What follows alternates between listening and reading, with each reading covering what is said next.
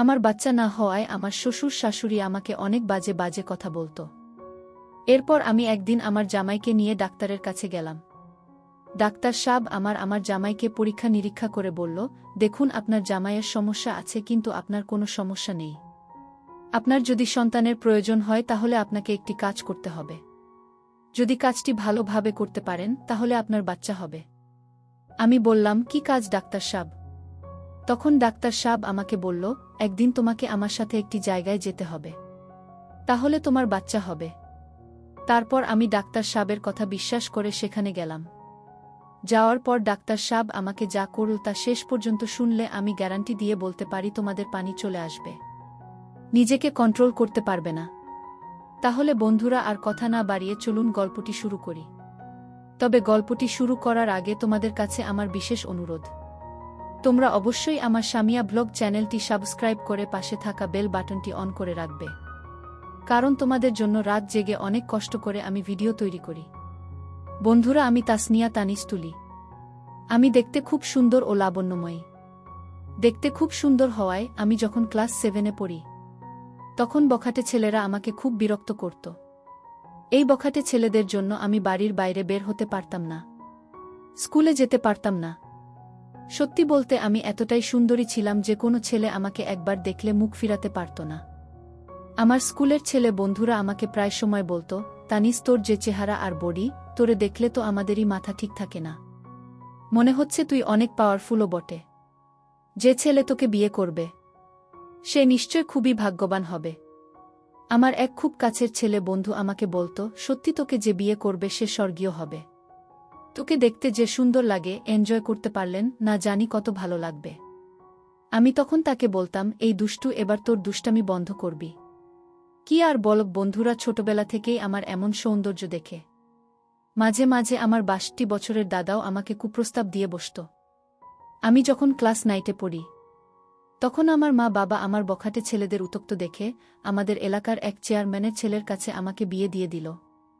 বিয়ের প্রথম রাতে আমি খুব ভয় পাচ্ছিলাম, কারণ আমার চেয়ে 10 বছরের বড় ছিল আমার স্বামী। তার সাথে আমার কিভাবে কি হবে আর আমি কিভাবে তার সাথে ম্যাচ হব? তাছাড়া জীবনে প্রথম, আমার আগে কখনো এমন অবস্থায় পড়েনি, তাই তাকে দেখে আমার খুব ভয় হচ্ছিল। এ বিষয়ে এর আগে যদি কোনো অভিজ্ঞতা তাহলে হয়তো এতটা ভয় পেতাম না। অনেক ইচ্ছা ছিল এমন কিছু করার, কিন্তু বাবার কারণে সাহস হয়নি। বাবা যদি কোনোভাবে জানতে পারত তাহলে আমাকে মেরেই ফেলত।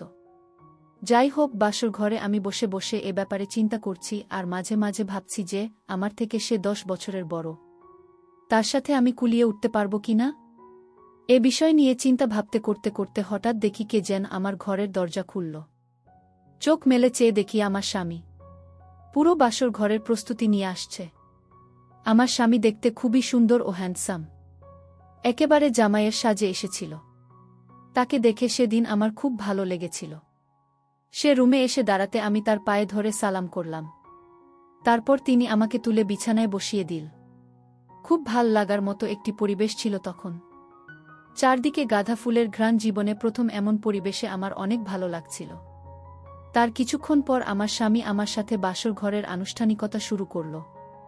প্রথমে তাকে দেখে ভয় হয়েছিল, কিন্তু পরে আস্তে আস্তে আমার ভয়টা কেটে গেল। সত্যি বলতে কি, তাকে দেখে আমি রকমটা ভেবেছিলাম, আসলে সে সেরকম না। তাকে দেখতে অনেক শক্তিশালী এবং হ্যান্ডসাম মনে হলেও তার ভিতরের দিকটা মোটেও শক্তিশালী ছিল না। তাই সেদিন তার সাথে আমার খুব বেশি হয় নাই। অবশ্য সেদিন রাতে অনেক গল্প করেছিলাম। আমরা গল্প করতে করে এভাবেই বাসর রাত আনন্দ করে আমাদের সময়টা পার করলাম। সেই রাতটি সত্যিকার অর্থে আমার জীবনের একটি স্মরণীয় রাত ছিল। খুবই মনোমুগ্ধকর রাত ছিল আমার জীবনে। আমরা সেই রাতে অনেক আনন্দ ফুর্তি করে আমাদের বাসর রাতের আনুষ্ঠানিকতা শেষ করলাম। এইভাবে আনন্দ ফুর্তির মাধ্যমে আমাদের দাম্পত্য জীবন চলতে লাগল। দেখতে দেখতে আমাদের দাম্পত্য জীবনের প্রায় 4 বছর হয়ে গেল। কিন্তু দুঃখের বিষয় হলো, আমাদের এখন পর্যন্ত কোনো বাচ্চা কাচ্চার মুখ দেখা হলো না। আর এজন্য আমার জামাই মাঝে মাঝে খুব হতাশা ভোগ করত। আমি নিজেও হতাশ হয়ে পড়তাম। এরপর একদিন আমার জামাই আমাকে বলল, শোনো তানিজ, আমার মনে হয় কারো না কারো কোনো সমস্যা আছে। আর তা না হলে আমাদের বিয়ের 4 বছর হয়ে গেছে, এখনো কেন আমাদের বাচ্চা কাচ্চা হয় না? এক কাজ করো, চলো আমরা ভালো কোনো ডাক্তারের কাছে যাই। তাহলে হয়তো আমরা বাচ্চা কাচ্চার মুখ দেখতে পারব। আমি বললাম, ঠিক আছে, চলো তাহলে আমরা একটি ভালো ডাক্তারের কাছে যাই, গিয়ে আমাদের সমস্যার কথা বলি। পরের দিন আমি এবং আমার জামাই একজন ভালো ডাক্তারের কাছে গেলাম। শিলিগুড়ির খুব নামকরা ডাক্তার তিনি। তার প্রশংসা আছে অনেক। ডাক্তারের কাছে গিয়ে আমার সমস্যার কথা খুলে বললাম। ডাক্তার বাবু, আমার বিয়ে হয়েছে 4 বছর হয়েছে, কিন্তু আমার এখনো কোনো বাচ্চা হয় না। ডাক্তার বাবু, আমাদেরকে একটু ভালো করে পরীক্ষা করে দেখেন। কি সমস্যা আমাদের, কেন বাচ্চা হয় না? এরপর ডাক্তার সাহেব আমাদের দুজনকে পরীক্ষা করলেন। আমাদের দুজনকে পরীক্ষা করে ডাক্তার সাহেব বললেন, মিস তানিজ, আপনার স্বামীকে একটু বাইরে যেতে বলেন। আপনার সাথে আমার একটু পার্সোনাল কথা আছে। এরপর আমার স্বামীকে ডাক্তার সাহেব একটু বাইরে পাঠিয়ে দিলেন। এরপর ডাক্তার সাহেব আমাকে বললেন, মিস তানিজ, পরীক্ষার রিপোর্টে পরিষ্কার বোঝা যাচ্ছে আপনার কোনো সমস্যা নেই, কিন্তু সমস্যা আপনার জামাইয়ের।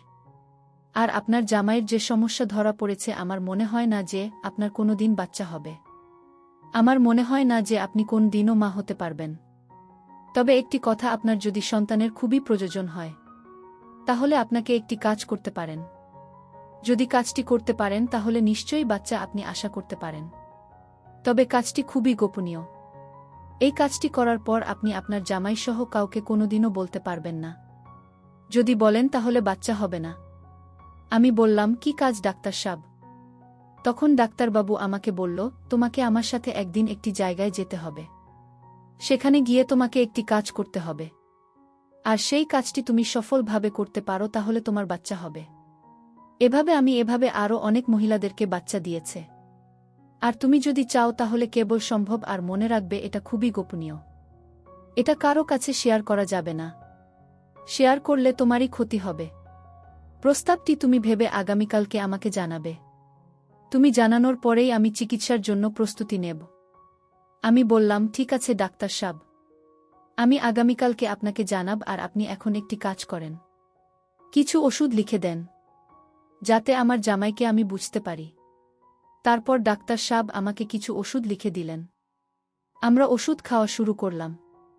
পরের দিন যখন আমার স্বামী কাজে চলে যায়, তখন আমি ডাক্তার সাহেবের কাছে গেলাম আর গিয়ে বললাম, ডাক্তার সাহেব, এবার বলুন আমাকে কি কাজ করতে হবে। এখন আমি একা এসেছি। তারপর ডাক্তার সাহেব আমাকে বলল, তোমার জামাইয়ের যে সমস্যা, তোমার জামাইয়ের দ্বারা মনে হয় না তুমি কোনো দিন বাচ্চার মা হতে পারবে। তুমি যদি বাচ্চার মা হতে চাও, তাহলে তোমাকে আমার সাথে বেশ কিছুক্ষণ সময় দিতে হবে, যেখানে আমি তোমার সাথে কিছুক্ষণ সময় এনজয় করব। তখন তুমি সাথে সাথেই বুঝতে পারবে তুমি মা হতে পারব কি না। আর এই পদ্ধতিতে আমি অনেক মহিলাকে বাচ্চা দিয়েছি। তুমি যদি আমার কথায় রাজি থাকো, তাহলে তুমি আগামীকালকে আমার জয়রা বাংলো বাড়িতে চলে আসবে। তোমাকে আমি অনেক আপন মনে করে কথাগুলো বলেছি। আর এই নাও আমার মোবাইল নাম্বার। আসার আগে আমাকে একটি ফোন দিয়ে আসবে, ঠিক আছে? এখন তাহলে তুমি আসো। ডাক্তার সাহেবের কথাগুলো শুনে আমার মনে হলো যেন মাথায় আকাশ ভেঙে পড়ল। তখন কি করব কিছুই বুঝতে পারছিলাম না। আর এদিকে আমার বাচ্চা না হওয়ার ফলে আমার শ্বশুর শাশুড়ি থেকে শুরু করে আমার জামাইও আমার প্রতি খারাপ ধারণা হয়ে গেছে। আমার স্বামী কখন যেন কি করে বসে। আমি কি করব কিছুই বুঝতেছিলাম না, তাই খুব চিন্তায় পড়ে গেলাম। এখন আমার যে একটি বাচ্চার খুবই দরকার, তাহলে সবাই খুশি। তারপর ডাক্তার সাহেবের কথা শুনে আমি আস্তে আস্তে বাড়িতে চলে আসলাম। মনে মনে অনেক চিন্তা করতে লাগলাম, তাহলে কি আমি ডাক্তার সাহেবের প্রস্তাবে রাজি হয়ে যাব? যদি রাজি হয়ে যাই তাহলে তো আর কেউ দেখবে না, আর আমি তো মা হতে পারব। মা হওয়ার লোভে আমি ডাক্তার সাহেবের প্রস্তাবে রাজি হয়ে গেলাম। মোবাইলটা হাতে নিয়ে ডাক্তার সাহেবকে ফোন দিয়ে বললাম, ডাক্তার সাহেব, আমি তানিজ। আমি আপনার প্রস্তাবে রাজি। এখন বলুন আমাকে কোথায় আসতে হবে? ডাক্তার সাহেব বললা, রাজি হওয়ার জন্য তোমাকে অনেক অনেক ধন্যবাদ। আসলে আমি তোমাকে একটি সন্তান দেওয়ার জন্য অনেক চেষ্টা করব। তাহলে তুমি আমার বাংলোতে চলে আসো। আমি তোমার জন্য গাড়ি পাঠিয়ে দিচ্ছি। তারপর ডাক্তার সাহেব আমার জন্য একটি গাড়ি পাঠিয়ে দিলেন। আমাকে